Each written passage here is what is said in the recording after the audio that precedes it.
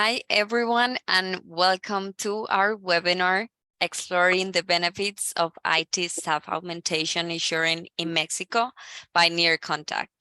My name is Isabel, and I will be your host for this session. Today, we'll learn the game-changing opportunity to access a skilled talent team to help you optimize your IT processes at a fraction of what it will cost using traditional methods. Joining us today, we have Genaro Rodriguez, which is the CEO of NearContact, as your presenter. So before we get started on housekeeping for us, if you have any questions during the session, please send them over using the chat panel below your screen. Kindly indicate if your question is for a specific panelist as well, and I'll bring them up during or after the session. If we can address some questions, we'll try to answer them via email. Also, just as an information, this session is being recorded, so we can send you a copy in the following days. Without further ado, Jens, take it away. Thank you very much for the introduction. Hi, everyone. We're so happy to have you here. We appreciate your time. We're well aware that it's difficult to join this type of session, so we're very thankful for your time and letting us introduce ourselves and introduce this interesting topic. I now realize that picture of me is kind of young, but anyways, I need to update that. So my name is Genaro Rodriguez. I'm the current CEO for NearContact. We're based out of Austin, Texas, although all our operations are based in Mexico. So today, this is the agenda for our webinar. We'll go, I'm not gonna take a lot of time, to be honest. I'll go quick. I just want you to leave you with specific key points, and hopefully that you get very good information if you're trying to explore another strategy to staff your team and be prepared for other opportunities in order to serve your customers or increment your capacity with an interesting strategy. We'll go through understanding the IT staff augmentation in Mexico, the benefits of that. We'll go through the best practices around successful IT staff augmentation in Mexico, and those are coming from us. So we have been doing this for a while now. I went to live in Austin back in 2008, and since then we have been successfully helped U.S. partners and customers to build teams here in Mexico. I'll share with you a couple of success stories, which are interesting in my point of view, so you can get an idea of what, how can we help this way. And we'll end up with a Q&A session for you. Thanks for joining in again. I'll take probably the next 20 minutes trying to go through this topic. So let's start with, I put this slide, which, it's interesting. I wanted to hear from a Mexican guy around this topic in nearshore versus nearshoring. So nearshore actually is a concept that was introduced a while ago, almost more than 25 years ago, versus what we're hearing more in the news around nearshoring. It's just a concept, it's just a different word, if you will. The IT industry started to talk about nearshore a while ago, but nearshoring just came more into the common ecosystem, at least here in Mexico, and it was driven by the announcement of Tesla building a gigafactory down here in Mexico. So kind of an icebreaker here. Wanted to just show you kind of like a difference. Within the IT industry, the concept is more the nearshore, if you will, which is basically, a literal zone, which is close to a shore, versus nearshoring, which is in fact the outsourcing of certain business processes or tasks to companies in a nearby country. As you may be aware, Mexico is a nearshore country for the US and Canada as well. So just want to share that with you pretty quick. Going back to Tesla, they announced this year that they're building a factory here in Santa Catarina, which is in the state of Nuevo León. Nuevo León is capital city is Monterrey. I'm currently sitting down here in Monterrey, Mexico. So I wanted to share this with you. I apologize for the video. We started the webinar trying to set up the video. It didn't work. So I'm not putting my camera, not that I don't want to, but there were some technical issues with that. All right, so I'll go through this very specific topics. We'll talk about, the role of IT staff augmentation from, nearshore countries, in this case, Mexico, the challenges, that organizations are facing while sourcing or hiring IT talent locally. And then we'll go a little bit about, this growing trend on nearshoring and how this model can help you overcome such challenges around IT staff augmentation. So for the first two topics, you may be aware of this already or not. I wanted to point out certain specific numbers and statistics around IT staff. As you may be aware, there's already a big shortage of tech talent, not only in the US, to be honest. I think we see this worldwide. We work with partners and companies out of Europe, not Asia currently, but Europe, yes, and the US and Canada. Everyone's talking about this shortage of talent. And according to the US Bureau of Labor, there's almost 1.5 million jobs, that have to be filled. The other side, McKinsey says that almost 87% of the companies and organizations are, at the midst of a shortage crisis around IT talent. And you may know Manpower as well, big company worldwide, listed that top 10 of the jobs are around IT, tech positions specifically. Now, in addition to all those challenges that you may be experiencing currently, there's a staff turnover rates. This is an average around the US, almost 13 to 15%. I would like to make an exception to this rule. Probably if you're working with a tech startup, this will be much less. Other than that, staff turnover is quite high. And just to share some numbers with you, what I've seen, at least here in Mexico, staff turnover rates should sit around 4 to 6%, more or less. So competition is on, everyone's looking for the right talent. And it's difficult to source and hire nowadays. This challenge is in the US and as well in Mexico. There's a lot of companies competing also here in this country. But anyways, so in reality, the IT staff augmentation concept is more of a necessity. In my point of view, either you're having problems sourcing and hiring in your country, or you're competing with other companies that are utilizing either offshore or nearshore as a staffing strategy. So that makes them probably more productive in terms of how the cost model works inside a company. So it is either a necessity or you have to do it basically because you're competing with other companies in your country that are already doing something around either offshore or nearshore. Now let's talk a little bit about the trend around nearshoring, around IT staff. So this concept of nearshore actually was coined by a company called Sostec back in 1997. That company is one of the largest IT vendors in Latin America. They're sitting here in Monterrey as well. So Monterrey hosts two of the largest IT companies in all Latin America. They became the largest IT vendor for the US back in those days. So they were the ones that started talking about nearshore.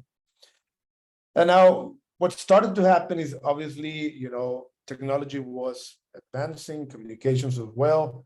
Countries like Mexico started to invest heavily in infrastructure. So that opened up the possibility of doing more work, remote work for everyone. And as well, the company started to change the way they were working, not only with with local talent, but from other countries. Obviously, the concept of offshore was the one that started this work from home, work remotely for US companies. And then kind of like a nearshore went behind that and became very popular. But to us, for Mexico, what I saw is COVID-19 actually forced the world, I guess, to adopt remote work. And I saw a tremendous demand of IT staff, even around Mexico and other offshore locations as well. I guess companies started to realize that that they needed to staff their teams, and they went ahead and say, hey, this could work better than we expected. So that started to work pretty good for companies looking for talent in the nearshore space.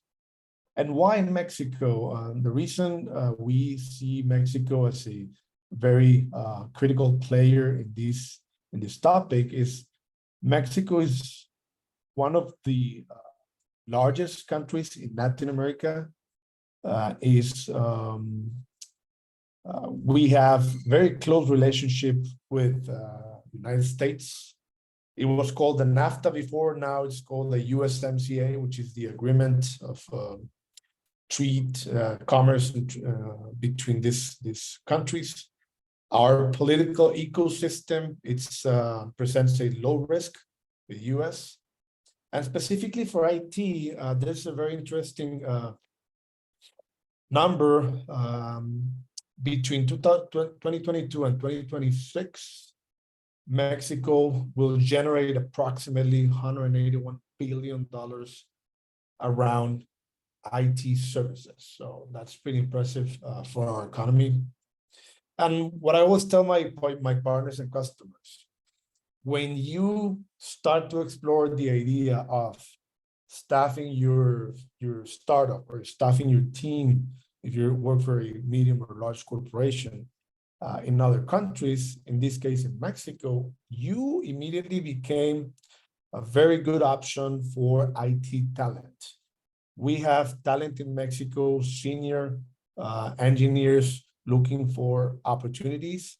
And when you decide to come to Mexico through NearContact, to other vendor, or by yourself, you become pretty interesting. And it represents a great opportunity for local talent to get better jobs for their career.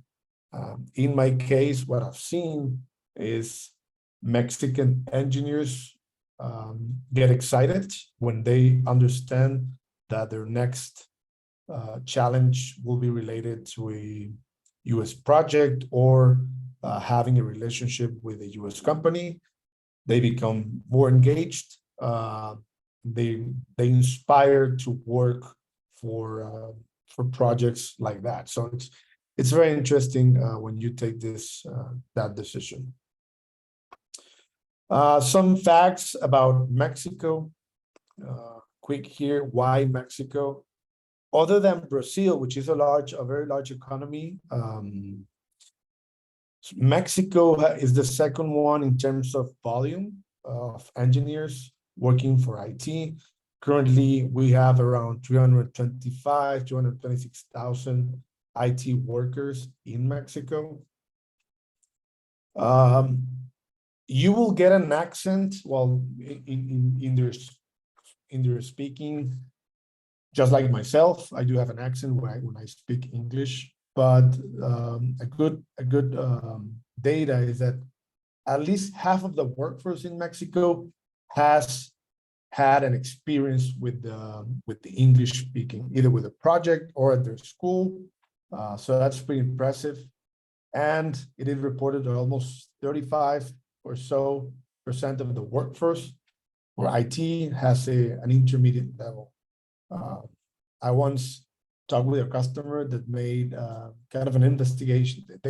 They came to Mexico to see what they could find in terms of skills and such around skilling sets and language. And what they found out is that once you start to go south of Mexico, the summary they told me is like English speaking engineers are gonna be top tier in the north part, and once you start to go south of Mexico, it becomes a little bit more challenging for engineers to speak English. They have a more pronounced accent, so that was interesting to hear. Now, in terms of graduates, that's another interesting topic. From engineering careers, almost around 25% of those are related to science and engineering. So we have a lot of graduates coming every year from universities, top tier universities in Mexico, that could take an IT position pretty quick. And one of the last topics I wanted to share with you is Mexico is the 14th largest economies in the world, between 14 and 15, depending on certain sources, but more or less that's where we stand. So it's interesting. In Mexico, you will hear that we have 3 very large cities where most of the IT talent will be. That will be Monterrey, which is in the north part of Mexico. Then we go down to Mexico City and then Guadalajara. So all those 3 metropolises, if you will, you'll find excellent talent and English-speaking IT engineers. Now let's talk a little bit about the benefits.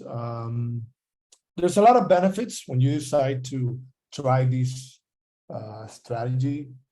So although Mexico is not the cheapest country compared to offshore countries, of course, we do compete very closely with our relatives here in Latin America, meaning Argentina, Costa Rica, Colombia, other countries.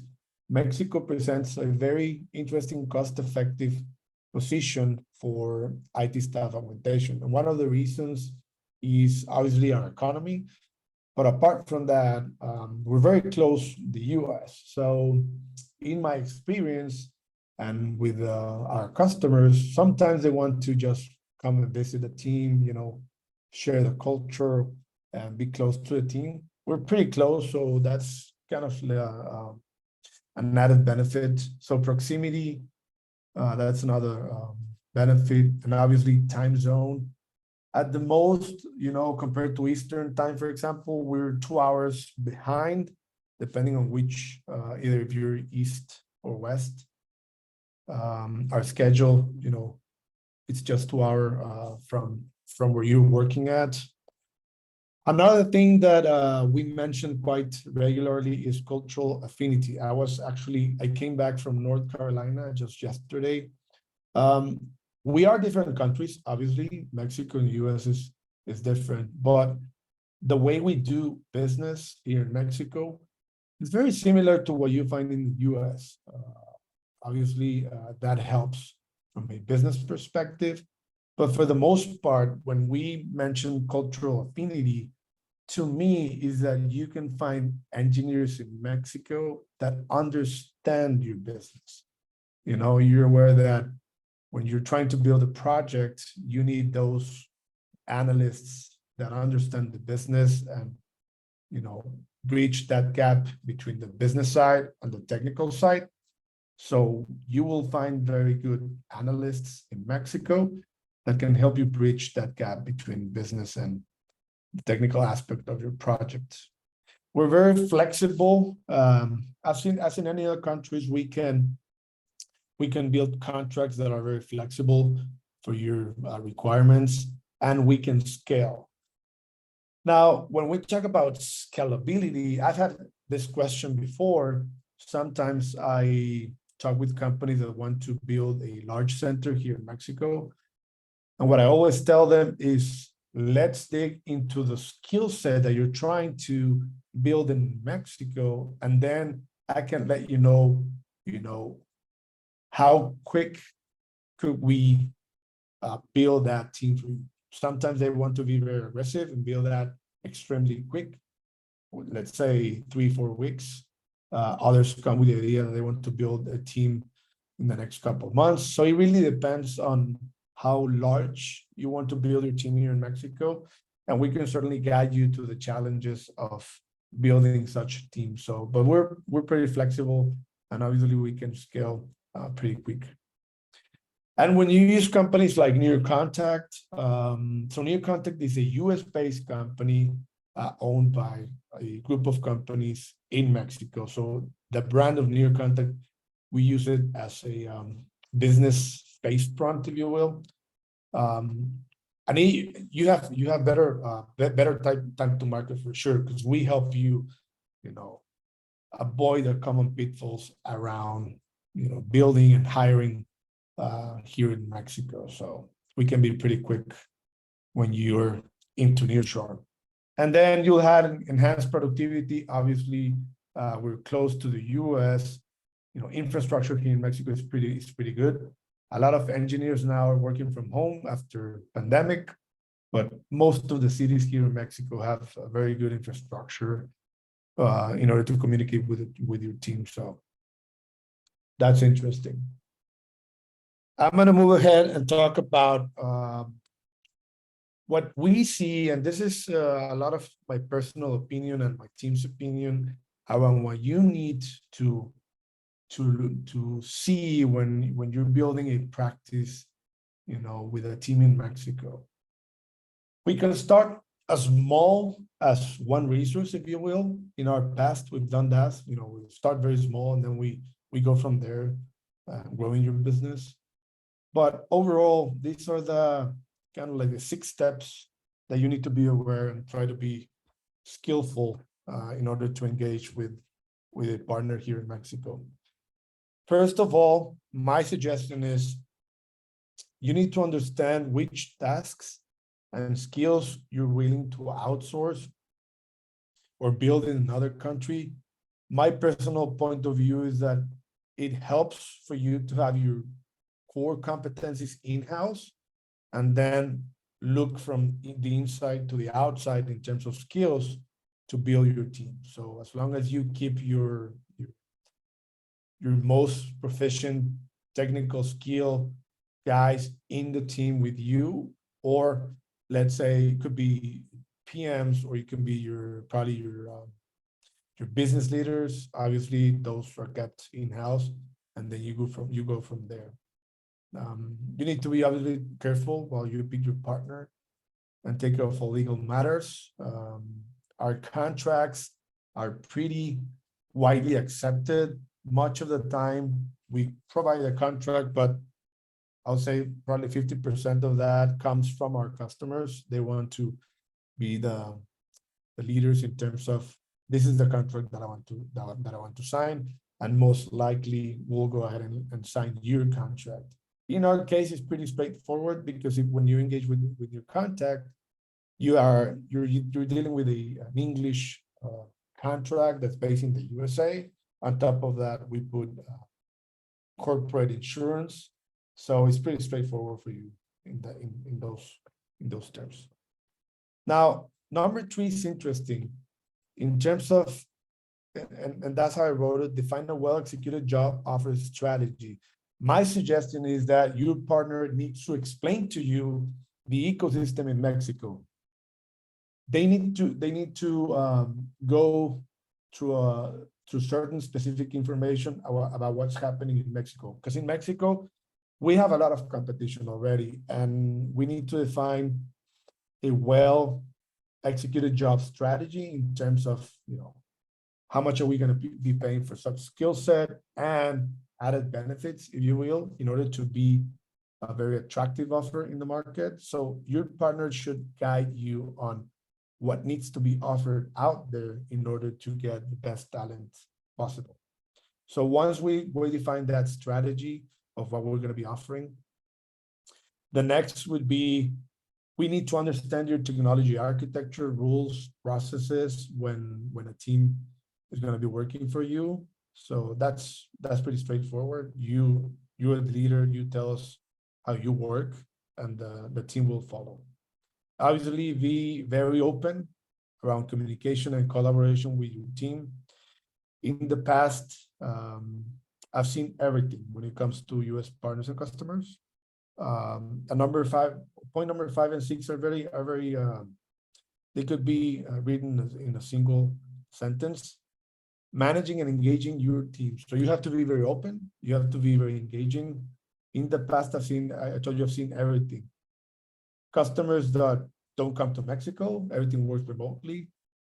Other customers that decide to actually relocate one of their US employees, come and live in Mexico in order to be closer with the team. Others use a hybrid model where the leaders are in the US, but they come regularly to Mexico in order to engage with the team. So try to understand the culture of your team and the expectations from the employees. Mexican engineers expect something from you, but they need to understand as well your expectations of what you want from them. So having a face-to-face meeting with them actually helps a lot. It's not required, but if you could do that, feel more than happy to visit them in Mexico. It's a short flight. Mexico is a fun country. You'll have a blast visiting your team over here. Okay, so this is the last part of the webinar. Just want to show you a couple of success stories that we've had with our customers. Just so you understand a little bit of what we have been doing since 2008. In this case, this was a startup that was based in California. They were wanting to build a mobile team in Mexico. And the reason they chose Mexico is that was interesting. And to me, they had an advantage because the way they explored Mexico was they first engaged with an IT services provider in Guadalajara from a project perspective. So they were shipping projects to Mexico. A company here in Mexico was doing a complete project for them. And then they would resell those services in the US. That went well a little bit, but then they decided that it was going to be better for them to have a team in Mexico. They knew that Mexico had the capabilities and the skills that they were looking for. So they came to NearContact. We helped them with their first employee down here in Mexico. And we built one of the strongest mobile teams around Mexico for them. That team grew from 1 employee up to 68 positions before they sold the company. They sold the company to a larger company that's based in Philadelphia. That changed when they got bought. We engaged with the larger company, and that project is still going. So we managed to engage with the buyers, help them with the team in Mexico, and that team still going. It has significantly less positions, but that is still going. So what type of engineers we hired for them?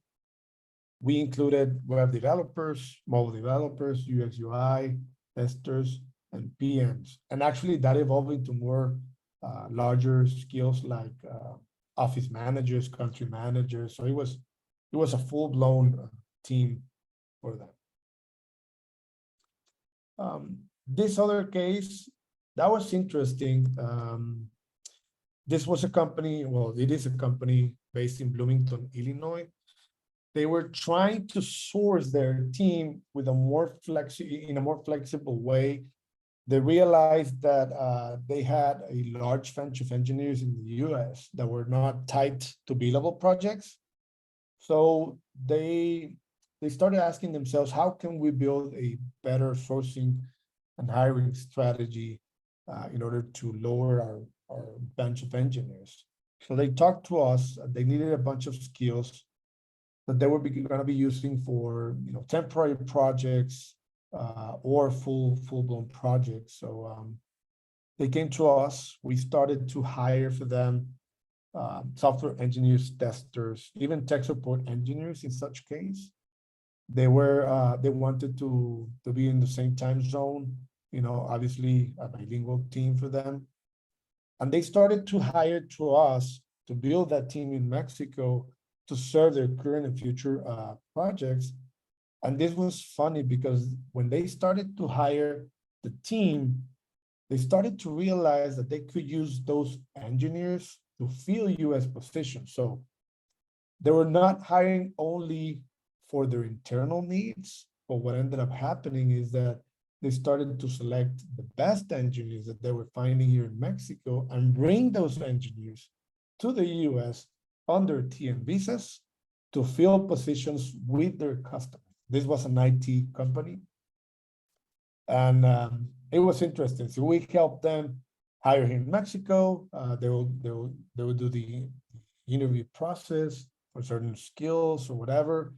And then eventually we started sending engineers from Mexico to the US. Obviously, once they went to the US, they were not our employees anymore. They hired them direct and they started to do business with such things. So this was interesting.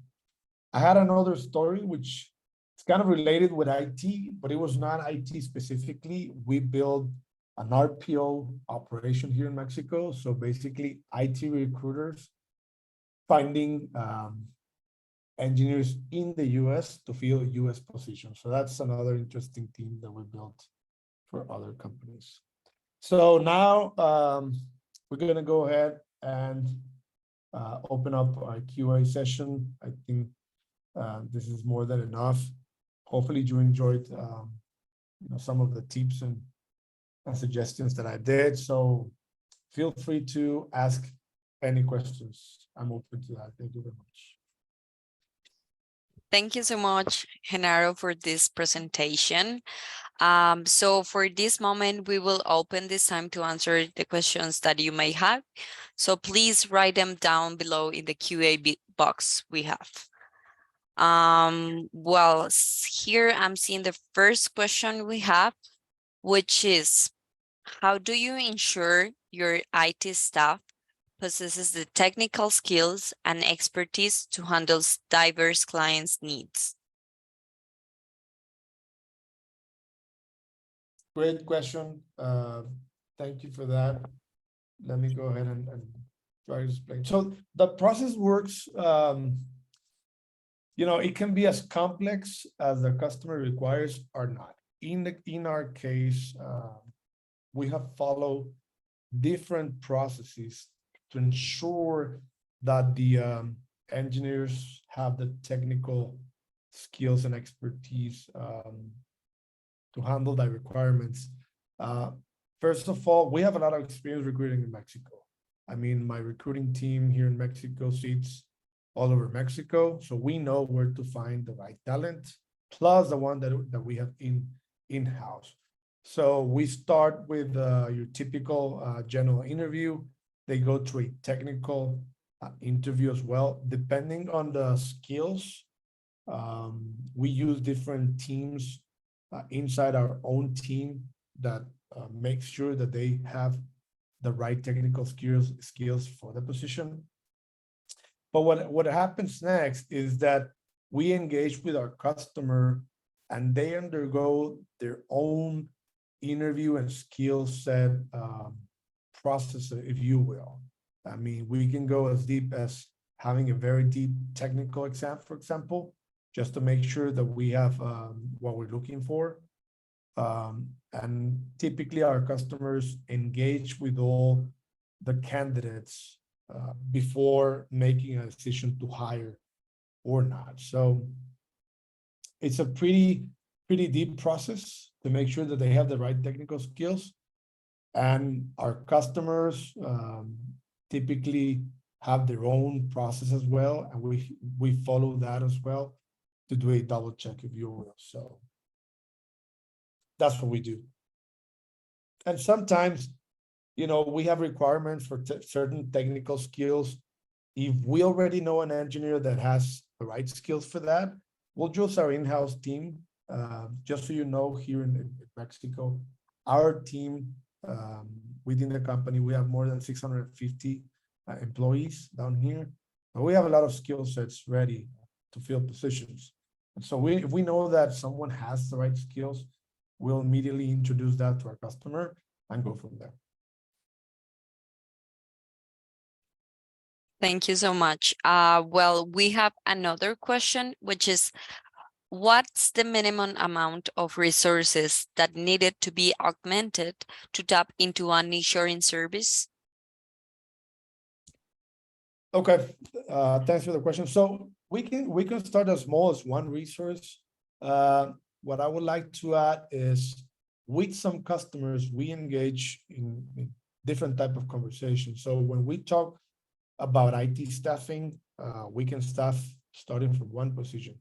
There's other there's other requirements. I just had a conversation with a very large retail company in the US that wants to start a center down here in Mexico. For example, in such case, we call that a captive center. So what we're doing there is we're helping our customer build their team down here, but it's more on the vision that they want to take over the team eventually. So we help them guide, we help them avoid mistakes about setting up operations here in Mexico, and they eventually will be the owners of the team, either by opening up operations here in Mexico, and that's more what we call a captive center.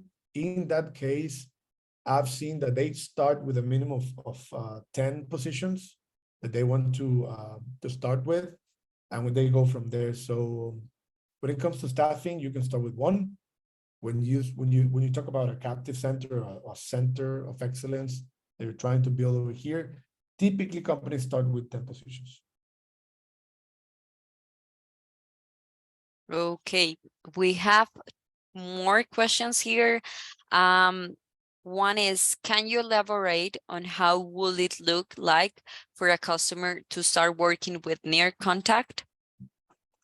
And the other one is, what kind of skill sets can we access through your company? Can you repeat the first question, please? Yes. Can you elaborate on how will it look like for a customer to start working with NearContact? Oh, okay. Great question. So as usual, we typically start by signing an NDA. We then talk about, what their vision around, Mexico, what they want to accomplish here. And then we decide whether, how many positions they're trying to fill, and the skill sets around the team, blah, blah, blah. So my suggestion and what I like to do is I like my customers to really understand what they can find in Mexico. And that comes, and eventually that the best way to do that is by them being exposed to the skills in Mexico. And that happens when they start to talk with real engineers in Mexico, so they can get a feel of, the engineering skill sets, the expertise that they can find in Mexico, um, and embrace a little bit about the culture, the way they speak, their accent, their salary expectations, when it comes to certain skill sets. It's not the approach on here, there's a candidate, interview that for a specific position, but more on them speaking with real engineers to understand first, oh, okay, this is what I'm finding in Mexico. Once they understand that, now they can open up their minds and say, you know what, I thought I could only source tech support engineers or software development engineers or backend or full stack engineers or whatever. They could then realize, well, I can hire, for example, scrum masters, or I can hire project managers, So that's what I like to do. And then eventually we speak about the project or the specific team they want to build or the specific skills they're trying to hire. And then we go a second, a better, with deeper interviews on the specific skill sets that they're trying to look for, with candidates that have the skills and the expertise to fill those positions. After that, during that deep dive process, then we start to talk about, hey, this is more or less what you're looking at in terms of rates. What I always tell my customers is be open-minded. Mexico is a little bit different than in the US. In the US, typically, there's like more like a rate card, if you will, for specific positions. In Mexico, we do have rate cards, but what I tell my customers is be open to interview two candidates for the same position, and the rate could be very different. And that is based on a bunch of different variables, but sometimes rate cards in Mexico vary a lot. It's not, it is different. It's just that, you know, our gap or our range of rates is different than the US. So that's when we start to talk about rates and see if they feel comfortable with the rates, if it fits the budget that they're trying to get from an operation like this. And then after we set up the expectation on rates, then we go through the final process on, okay, let's screen for final candidates, make sure that they like what they're hearing from candidates. And then we take care of, you know, all the backend process about hiring, the hiring process, technical aspect on, you know, tools, equipment, laptops, phones, whatever, licenses they need to get to start working for our customer. And then that's the final stage. So that's typically the process. Okay, we have more questions coming. This next one is, can you provide examples of the types of IT projects your staff has successfully completed? Sure. So you'll find a lot of skills in Mexico. So having said that, we've delivered projects around tech support, software development. You'll find it hard to staff, for example, positions like Salesforce, for example, or ServiceNow. That type of skill sets is not very often found in Mexico, just to mention some. But in terms of, for example, software development, we've done Java projects, .NET, the most modern technologies like React. When it comes to tech support, you can find, you know, AWS architects, help desk engineers, third level support type of engineers. So you'll find a lot of skills in Mexico. We'll guide you on the type of projects that we can be able to deliver. Most of them are based on, can we find the skills in Mexico or not? So in our case, we have been able to deliver a bunch of different projects for multiple technologies, not for very specific technologies as the ones I mentioned.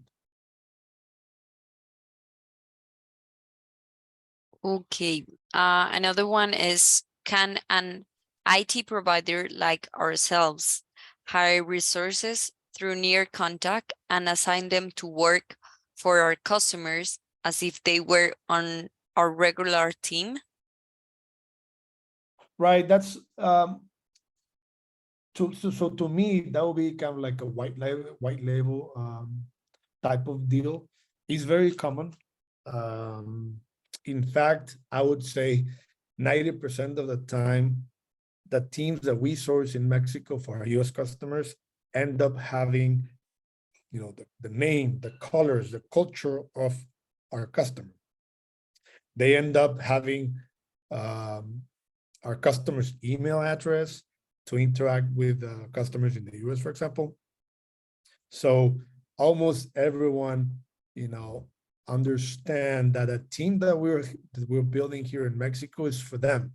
So they're using that team as their own brand, their own colors, their own culture. So the answer is yes. Most of the time, I would say 95% of the time, they end up representing the brand and the culture and everything for our customers. Yes. Okay, we have another one from Dawn, which says, can you talk about cybersecurity skill sets? Interesting question, Don. In our case, NearContact specifically, so we own we own 3 different brands down here in Mexico. I mean, if you go to our website, you'll see tech support services and software services. Interestingly, in Mexico, we own a Cisco company, a company that provides telecom and networking services. They do have a cybersecurity practice. So yes, you can find cybersecurity engineers in Mexico. I would say it's a hard skill to find, if you ask me, but it's doable. In our case, our company provides such services. What I find difficult in that case, Don, is, and it has happened to us in the past. It was like 8 years ago, 7 years ago, we were trying to send security experts from Mexico to the US, and they will not be able to get working visas. And the only reason for that is because when immigration reads the job position as cybersecurity, they think about hackers. So most of the time, our engineers would not get a working permit if you need them to work in the US. But they can work remotely for sure. Absolutely. Okay, and last question that we see here is, can you offer fully managed services? We do. We will need to talk a little bit more about what you're trying to look from a managed services perspective. But yes, we engage in such services. So we didn't talk about our services, but in general, we do software development. We have a strong practice around Microsoft products. We have very deep knowledge on Azure and AWS from our companies. Our Cisco company is a top tier company here in Mexico. We've helped build the largest enterprise network in Latin America, which belongs to a retail chain called OXXO, which is 7-Eleven competition in Latin America. So yes, we engage in managed services projects as well. Perfect. I think that were all the questions we have. So thank you so much for joining our webinar, IT Staff Augmentation Nearshoring in Mexico, presented by Genaro from NearContact. So we encourage you to connect with our experts and explore the endless possibility that IT staffing augmentation nearshoring can bring to your organization. So let's stay connected, keep innovating, and together we'll unlock a brighter future for your business. So stay tuned for more exciting events and updates from NearContact. Thank you so much.